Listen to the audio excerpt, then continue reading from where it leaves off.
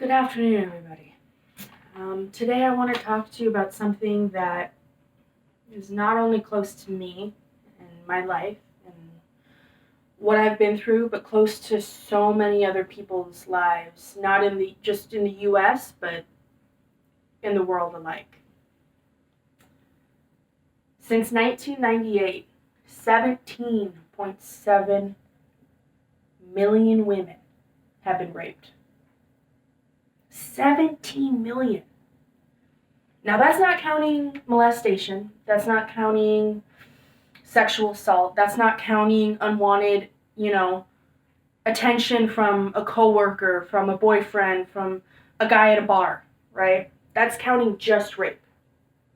So can you even imagine how high the number is for everything else? Now, I'm not going to come up here and talk about something that doesn't personally affect me, doesn't personally have a tattoo almost on my mind, right? I don't preach about things I don't know about.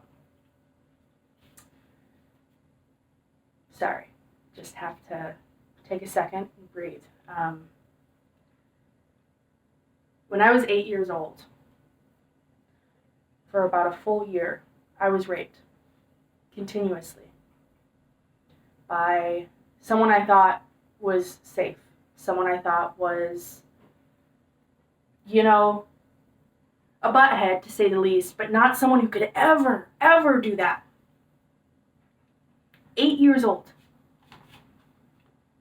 And that happened over a decade now. I still wake up from night terrors. I still have to deal with my PTSD almost on a daily basis. I still have depression and anxiety resulting from that instance, right? Over 10 years ago. Trauma is such a weird thing. It's like a scar, but on your brain. And it's there, and you remember it. And it comes up at the most inconvenient times. It ruins lives. It makes people want to kill themselves. It makes people depressed. Right? Now, sexual abuse survivors come from every walk of life. They can be either gender. But astoundingly, overwhelmingly, it's women. Right? So many women have been through rape, molestation, sexual assault. You ask a woman, what's their Me Too experience? And I swear, almost all of them have something, whether it be rape or maybe just unwanted attention. Both incredibly valid. Now, if we look at the numbers, the sheer numbers of it all, 97% of those charges, right? Those crimes, those sexual crimes, are done by men. 97%. Makes you think, what's going on here, right? What is making a man that much more sexually motivated, that much more sexually violent? What is coming into play here, right? Nature and nurture. What in society is making a man feel that, yes, I can do this. I can get away with it. What psychologically, right? What in their genes, what in their DNA is making them that much more sexually motivated?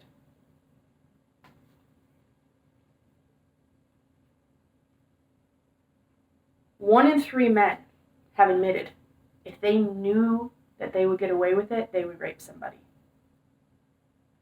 That's brazen to say that. If they knew they'd get away with it, they would ruin someone's life. And that's men. What is making them that malicious? Right? Of course, men are just more sexually driven. And that's okay. That's right. We're adults. Sex is sex. We all like sex, right? But what is making it turn to that malicious side? Science is still coming out about what is making this almost phenomenon. Because this has been happening since the dawn of time, right? Men using their position, using certain privilege, and acting upon it. What is making them do that? I think a lot of it has to do with how horribly sex crimes are persecuted against, right? And this is saying if you get into a courtroom, if you get charged with a crime, how long are you going to go away for? But only 1 in 6 of those cases get into a courtroom. And that's not convicted. That's just into a courtroom. 1 in 6. It's been shown that only 30% of sex crimes actually get reported. So it's this condition of not a lot of, right, not a large sentence of actually getting convicted, right? So even if you do get convicted, you're not in there for life or anything. You're out within a couple years, right? So then, and then you go into the, she's probably making it up, or what was she wearing, or victim blaming, right? So then it creates women, or all victims alike, but science has shown mainly women not wanting to speak out, not wanting to talk on it. And then it creates this cycle of men realizing they can get away with it, women realizing they don't have the power. And even if they did come up with it, they could be shamed. Or even if they did get into court, he's out in 5 years? So then it's creating this cycle. Just time after time after time. Science shows that if a man does this, anyone, but specifically a man, he will do it again. He will do it again. In some way or another. If he hasn't even done it before. It's this constant cycle.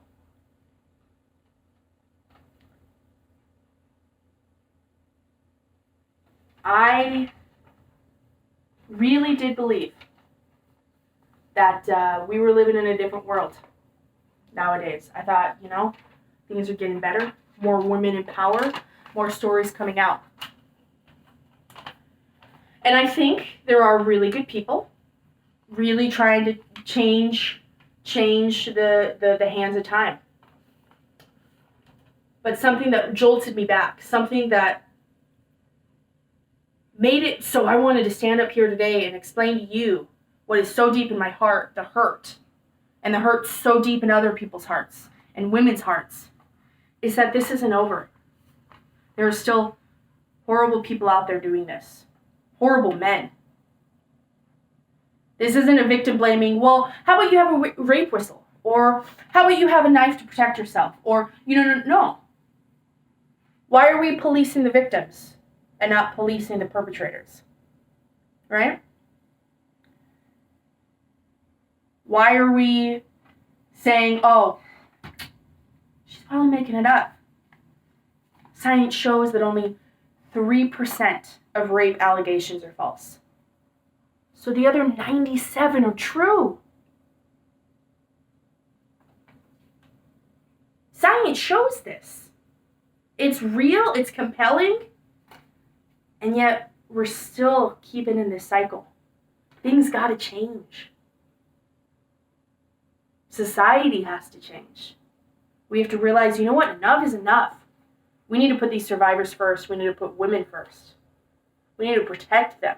That's what it comes down to. We need to protect them. I wasn't protected. when I should have been. 8 years old. I couldn't protect myself. We need to understand the science. We need to understand how deep this cuts into people's lives. We need to change as a society. Because this isn't going away. So we need to start policing the perpetrators and healing survivors. If I can leave you with one thing, think about what you can do as a person. Whether you're a man, a woman, doesn't matter. Humble yourself. Realize that even if you're not necessarily doing these horrible crimes, you could still do something. You could open yourself up to a friend. You could change someone's life. You could save them. It takes everybody to get this to stop, to help survivors, and to change lives. What can you do? Thank you.